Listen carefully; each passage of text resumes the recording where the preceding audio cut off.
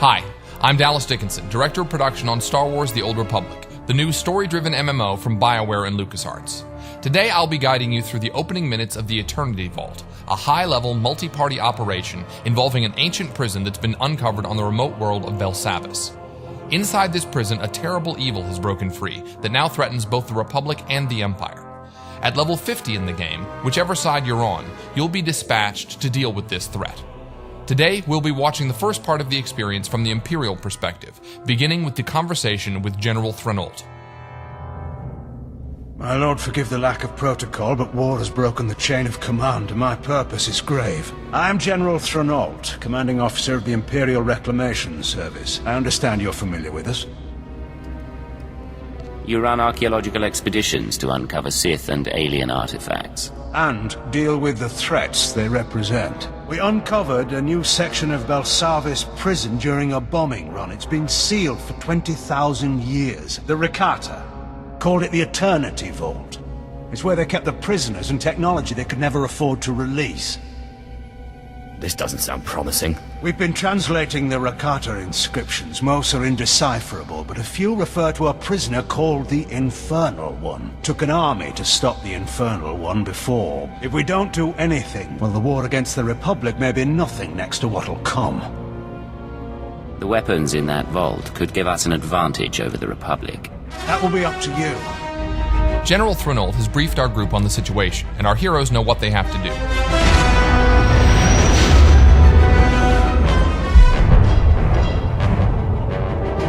Within Belsavis atmosphere, proceeding to surface. All hands prepare for enemy fire. The Eternity Vault defenses are active. Coming into Belsavis' atmosphere, the Imperial ship has come under fire from the prison turrets and is going down. The players must get to the escape pods. Each player takes his or her own pod to land at different points on the planet's surface. Weather conditions are extreme on this part of Belsavis. Players have to run through the snowstorm to gather up around a burning escape pod. Enter my domain. Children are knowing. They will serve. That voice belongs to the Infernal One. He knows our heroes have come for him, and he has prepared his prison fortress to repel their attack. Our players wisely take a moment to activate any abilities that can give the group defensive and offensive bonuses. They're going to need them. So as the battle begins, you can see the Sith Juggernaut. He's the primary tank for the group, and he's rushing ahead to draw fire from the turrets and the enemy droids. The Sith Assassin is the group's second tank, and he's getting in there also, drawing one of the Eternal Sentinel droids to him with his Force Pull ability. The Sith Assassin has more than just his lightsaber. He also uses lightning attacks and his Wither ability. The other members of the group are focusing their attention on the left side turret. These turrets pack quite a punch, so they need to be taken out quickly. Switching to the Sith Sorcerer, we can see that he's come under attack by some of the droids. Fortunately, the Juggernaut blasts by and gets the droid's attention. The Sorcerer gets some healing now from the Agent, who is one of the medics for the group. And now the Sorcerer can fire off some shock blasts and a lightning attack at the turret. The turret has focused its sights on the Mercenary.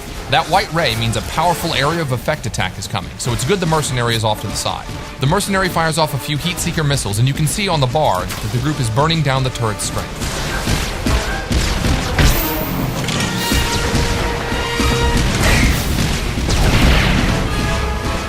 The majority of the group is now focused on taking out the remaining droids, while off in the distance, the Sith Marauder works on weakening that second turret. Here we see the Power Tech use his retractable blade on one of the droids, but even as one falls, more are coming in. You can see the Sorcerer here unleashing Force Storm, a wide area of effect attack to damage as many droids as possible.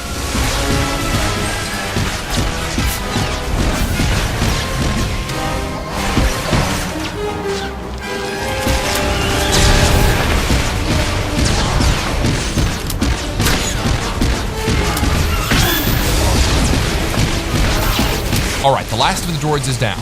Now they've just got to deal with that second turret.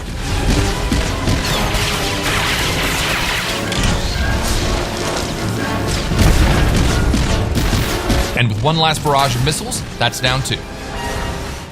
My finest creation, machine of machines. metal enemies welded together, an allied toward... Before they enter the Eternity Vault, the Infernal One has another surprise for the group. This is going to be a harder fight. The Sith Juggernaut force charges in to kick things off. We switch perspectives to the Operative, who's already firing off some heals. Note that he's got larger icons to show group members' health, front and center. A nice UI option for medics. So far, so good. The Juggernaut and Assassin are keeping the droid's attention while the others lay down damage from range. The Annihilation droid has laid down a sweep there to blast back the group members who were standing too close. Now here's where it gets complicated. When the droid starts firing off those swarms of missiles, that's deadly.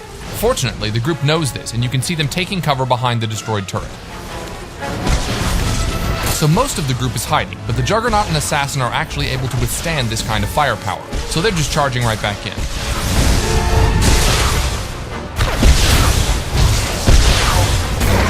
As soon as the missile barrage is over, the rest of the group emerges to continue the fight as well.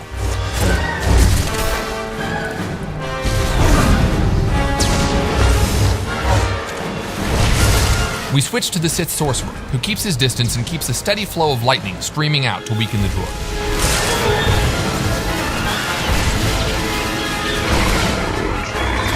The player slides into first-person view to get a better perspective on the battle. Oh, looks like the Sorcerer got a little too close and got knocked back by that sweeping arm.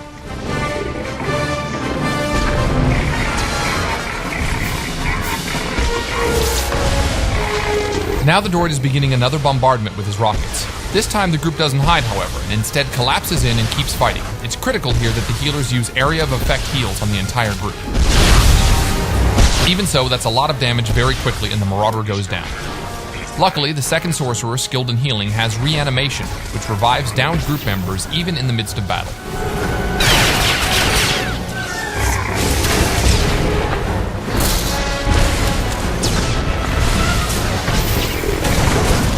The red targeting reticle over our Sorcerer indicates that he's been targeted for a heavy missile attack.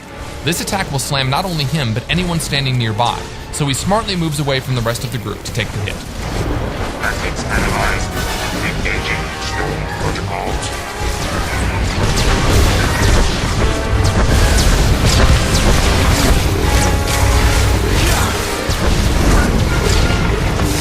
Ouch! Another swing from the Annihilation droid's cannon sends the Juggernaut flying.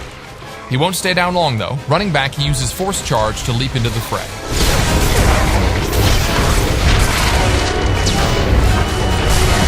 Our heroes maintain their blistering assault, chipping away at the droid's health.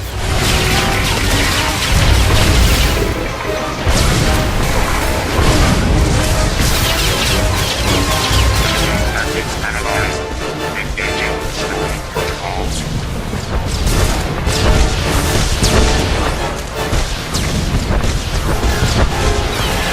And here the droid is launching another missile barrage, but his health is low, so the group just converges on him. They're gonna go for it. Oh, the droid's attacks are just too much. They're dropping. 1, 2, 3, even 4 of the group members go down. But it's not over. They're so close, and there you go. One final attack from the power tech, and the Annihilation droid has gone down. So that was just a small part of the larger Eternity Vault operation. We hope it's given you a good feel for what playing through the operation will be like for you and your friends. Thanks for watching. We'll leave you now with a sneak peek at what the Infernal One has in store for players inside the Eternity Vault.